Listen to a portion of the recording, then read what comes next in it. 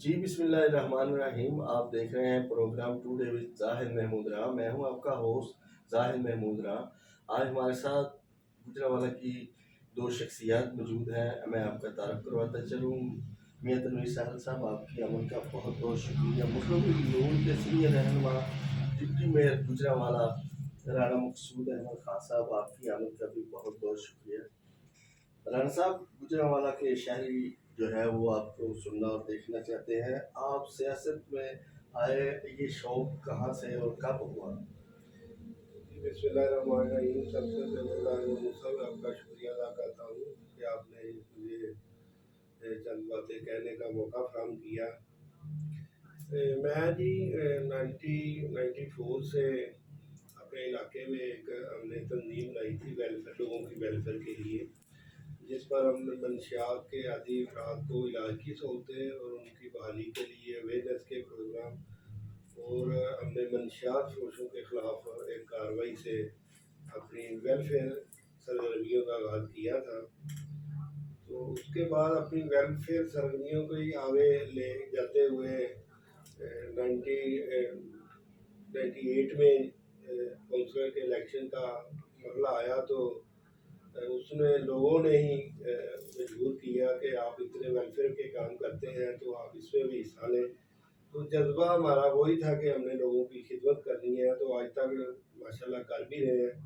तो उसमें मैं काउंसलर मुंतखब हुआ। उसके बाद फिर अपने वेलफेयर के काम को हमने और बढ़ाया, लोगों के घर घर जाके हमने काम किए हैं। फिल्ट्रेशन प्लांट मैंने अपने इलाके में अपनी जेब से उसका खर्चा अदा करता हूँ, आज से 20 साल पहले का लगाया हुआ है, और आज तक उसको हम चला रहे हैं, लोगों को पानी फराहम कर रहे हैं। इसके अलावा हमने मंशियात के आदि अफराद के लिए एक मियाँ अफजल ट्रस्ट हॉस्पिटल के नाम से अस्पताल शुरू किया हुआ है। माशा इसके अलावा भी हमारे बेशुमार, जब सियासत में आए तो हमने अपने इलाके की कोई गली ऐसी नहीं जिसको मैंने नहीं बनवाया। माशा और उसके अलावा जब हम कॉरपोरेशन में आए हैं तो हमने अपने इलाके को एक रोशनी का इलाका बनाया, और कोई गली या कोई जगह मेरे इलाके में ऐसी नहीं थी जहाँ के सरकारी तौर पर गवर्नमेंट की तरफ से लाइटें ना लगाई हों। पूरा इलाका अल्लाह ताला के फजल व करम से रोशन था। रोशन तो ये वेलफेयर का एक शौक। शौक था लोगों के फलाह बहबूद का, वही सियासत में लेके आए। जी मियाँ साहब। जी राणा साहब, ये बताइएगा कि अदलिया ने बल्दियाती जो अदारे हैं उनको तो बहाल कर दिया, क्या आपको पहले की तरह मौजूदा जो गवर्नमेंट है ये फंड वगैरह दे रही है, नहीं दे रही, इस बारे में हमें बताइए।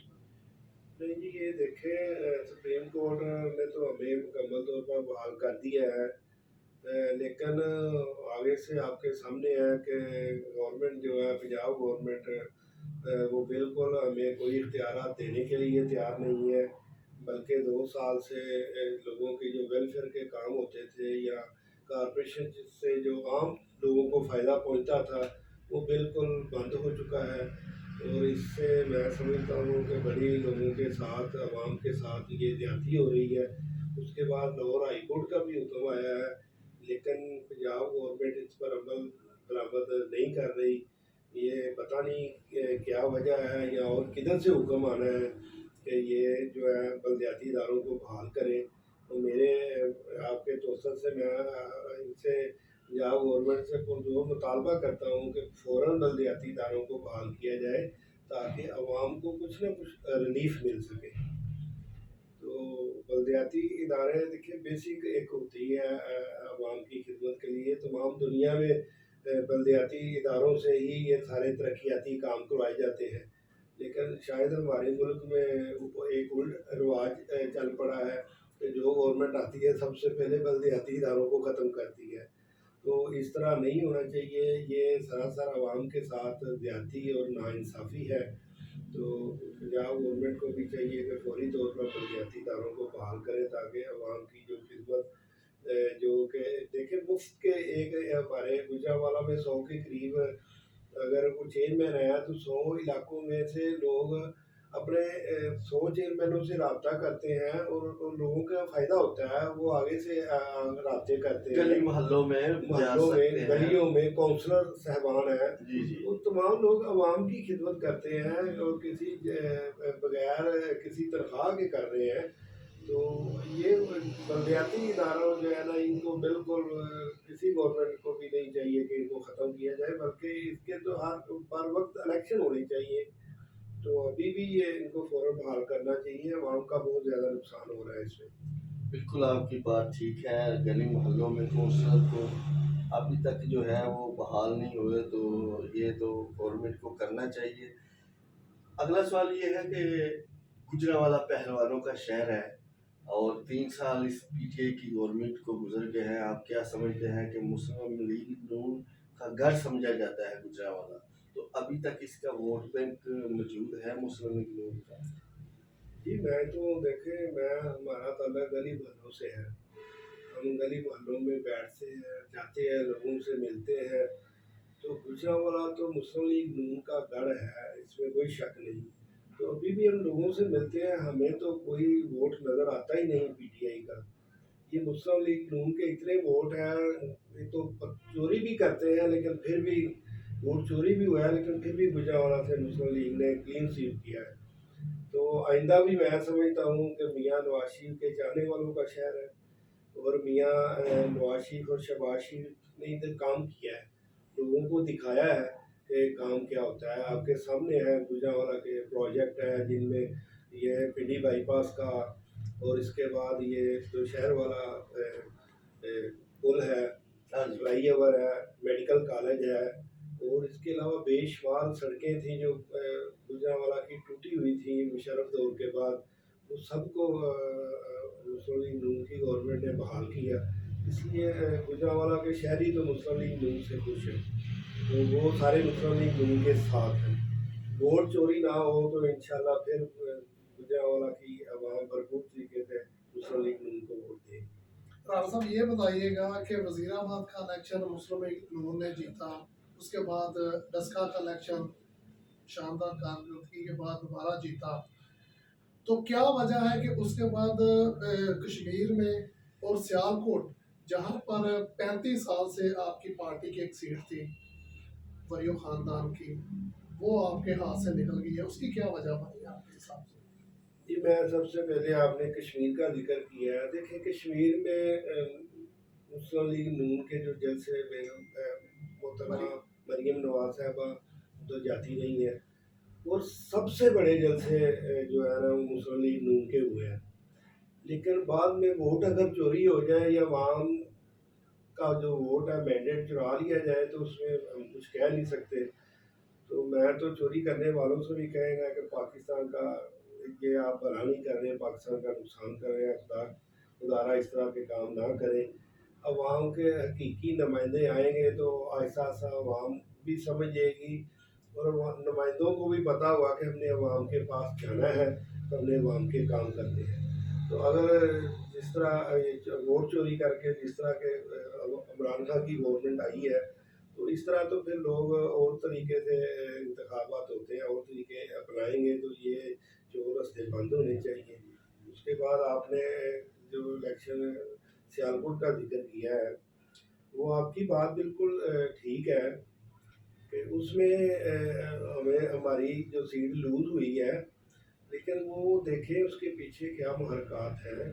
उसमें इतना पैसा चला है कि हम आपको बता नहीं सकते। मेरा ख्याल है कि शायद ही पाकिस्तान के किसी इलेक्शन में इतना पैसा चला हो जो कि इस इलेक्शन में चलाया गया है। और उसके पीछे क्या था आपके सामने है कि वो प्रिंसिपल सेक्रेटरी हैं, जिनके ये दामाद हैं, जो हमारे मुखालिफ उम्मीदवार थे। और इसके अलावा गवर्नमेंट ने अपना इमेज भी बेहतर करना था, तो उधर भी जो जैसे जैसे रिजल्ट दूर से आते गए हैं, वैसे वैसे मुस्लिम लीग नून के वोट कम होते गए हैं। ये वोट चोरी का सिलसिला शुरू हुआ है, ये पता नहीं कब ख़त्म होगा। ये पाकिस्तान के दुश्मन लोग हैं, ये पाकिस्तान की तरक्की का रास्ता रोकना चाहते हैं। तो ये इस तरह ना करें, लोगों के वोट चोरी ना करें। अवाम का सही मैंडेट आगे आना चाहिए, उसको आने देना चाहिए। इस तरह ही पाकिस्तान की तरक्की है, इस तरह ही अवाम की बेहतरी होगी।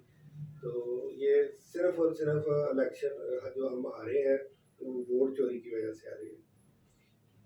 جی اگلا سوال یہ ہے کہ جو مسلم لیگ، آپ نے بولا کہ مریم نواز جو ہے وہ کشمیر میں جلسہ کرنے گئی، تو میڈیا میں کچھ خبریں یہ چل رہی تھی کہ میاں شباز شریف جو ہے وہ نہیں گئے، تو مسلم لیگ نون جو کہ طاقتور ایک اپوزیشن کی جماعت ہے، وہ دو دھڑوں میں شاید نون شی کا وہ کنسیپٹ چل رہا ہے میڈیا میں، اس بارے میں آپ کی کوئی؟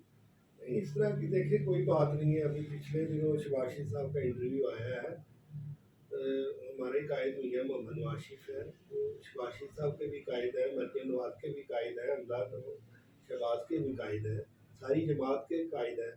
آخری فیصلہ جو ہوتا ہے وہ میاں نواز شریف کا ہوتا ہے اور اس پر عمل درآمد کیا جاتا ہے. وہ چاہے کوئی بھی ہو اس پر عمل درآمد کرتا ہے. تو یہ صرف یہ میڈیا پر ایک بات جو جھوٹی چلائی جاتی ہے اپنے سیاسی پوائنٹ سکورنگ کے لیے یہ ہوتا ہے.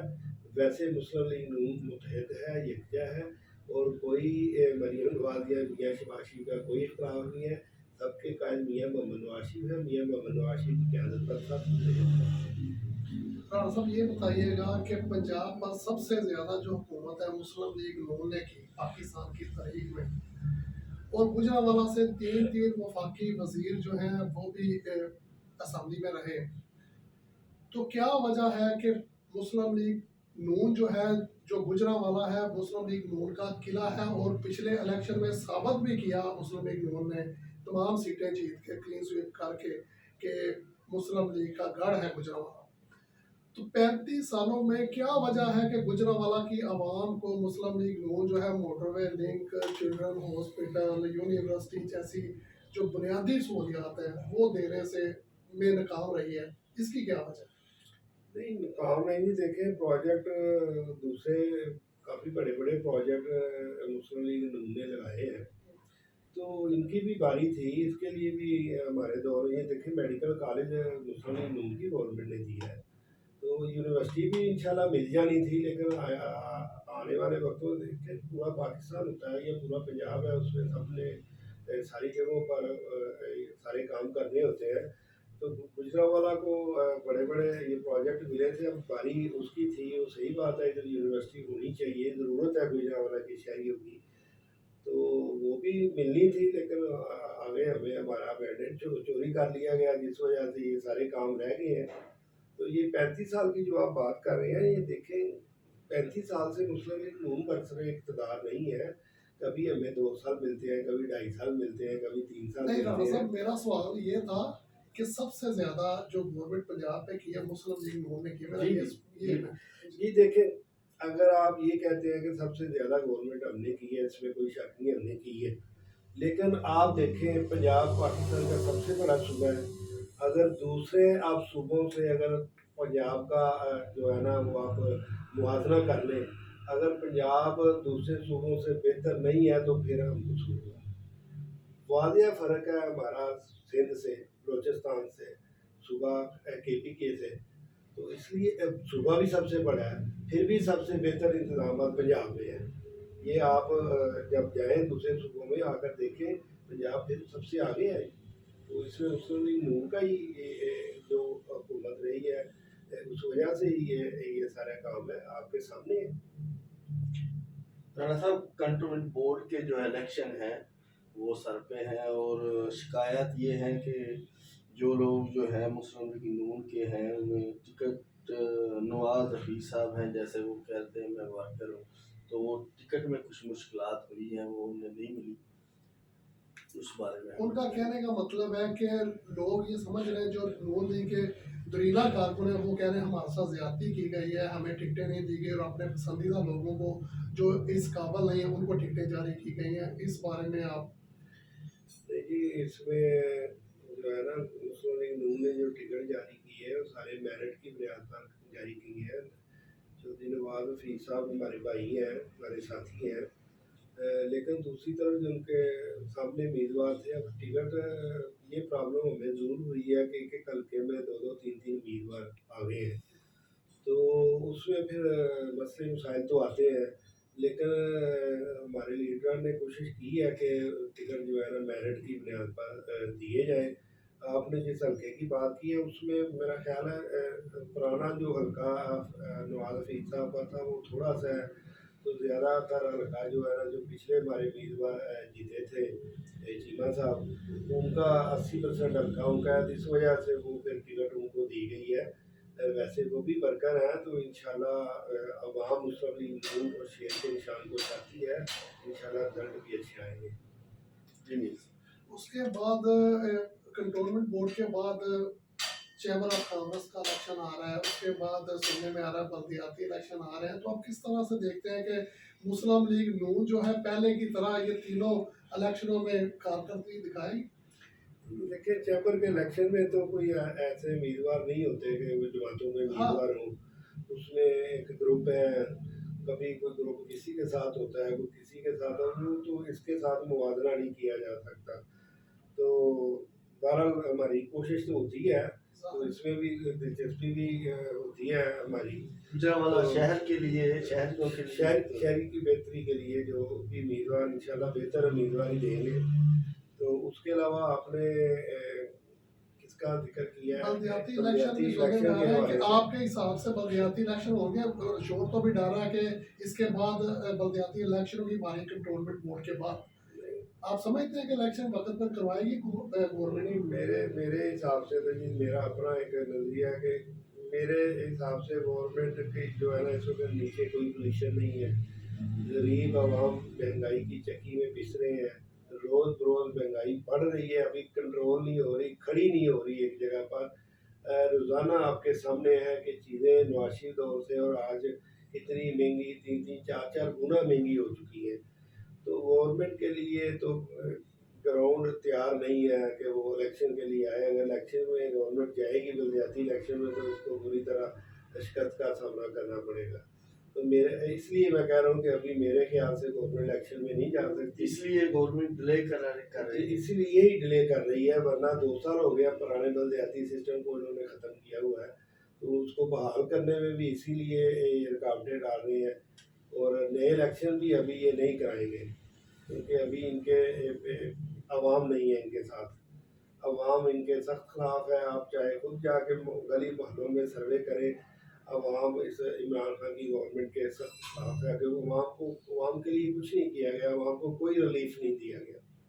ڈاکٹر صاحب آپ سینئر رہنما ہیں مسلم لیگ نون کے اور سیاست پر آپ کی گہری نظر آتی ہے، تو آپ کیا حکومت کو ایڈوائز دینا چاہیں گے کہ عوام کی بہتری کے لیے ایسے کام کریں کہ عوام کی خوشحالی ہو، عوام کی بہتری کے لیے کام ہو، کیا پیغام دیں گے؟ دیکھیں جی ہم نہیں سمجھتے یہ نالائق اور نااہل حکومت ہے، ہم تو یہی کہیں گے کہ یہ فوراً استعفیٰ دے کے اپنے گھر چلے جائیں، عوام کی جان چھوڑ دیں، ان سے حکومت نہیں ہونی، یہ عوام کے مسائل نہیں سمجھ سکتے، میں سمجھتا ہوں کہ ابھی تک عمران خان صاحب ایک گراؤنڈ کے اندر ہیں، ابھی تک وہ یہی باتیں کر رہے ہیں، جی 2 وکٹیں اڑ گئی ہیں تو کیچ پکڑ لیا تو یہ کر لیا ہے یا یہ کر دیں گے، میرے خیال سے تو ابھی عمران خان صاحب کرکٹ ہی سمجھ کے پاکستان کو چلا رہے ہیں، یہ یا 22 کھلاڑیوں کو تو مینج کر سکتے تھے، 22 کروڑ عوام کو یہ مینج نہیں کر سکتے، تو میں تو یہ سمجھتا ہوں کہ گورنمنٹ کو چاہیے کہ فوراً استعفیٰ دیں، عوام کی جان چھوڑے تاکہ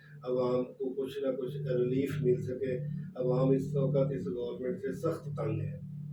جیسا کہ آپ نے کہا کہ الیکشن کروا دے یہ گورنمنٹ، تو اس میں گجرانوالہ کے لوگوں کا یہ پوچھنا ہے رانا صاحب سے کہ کیا وہ ایم پی اے یا ایم این اے کے امیدوار ہیں آئندہ الیکشن؟ جی دیکھیں اگر الیکشن جو ہے ابھی ہوں؟ ہر بندے کی یہ خواہش ہوتی ہے کہ جی اگر ہم آج ڈپٹی میئر بنے ہیں تو اس کے پیچھے دیکھیں میری بھی 25-30 سال کی جدوجہد ہے، تو میں پچھلی دفعہ بھی ٹکٹ کا امیدوار تھا مسلم لیگ نون سے، تو اب بھی انشاءاللہ ٹکٹ کا امیدوار ہوں، اگر مجھے ٹکٹ ملی تو ضرور میں الیکشن لڑوں گا انشاءاللہ۔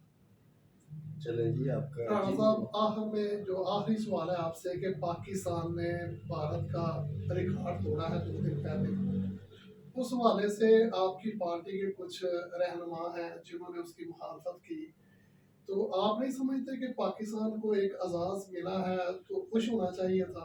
نہیں دیکھیں نہیں ہماری پارٹی نے یہ مخالفت نہیں کی آپ کی پارٹی کے नहीं वही मैं बता रहा हूँ, उन्होंने भी ये मुखालफत नहीं की कि पौधे नहीं लगने चाहिए, रिकॉर्ड बनना चाहिए, अच्छी बात है इसमें, अगर कोई रिकॉर्ड बना भी है वो भी हमें खुशी है।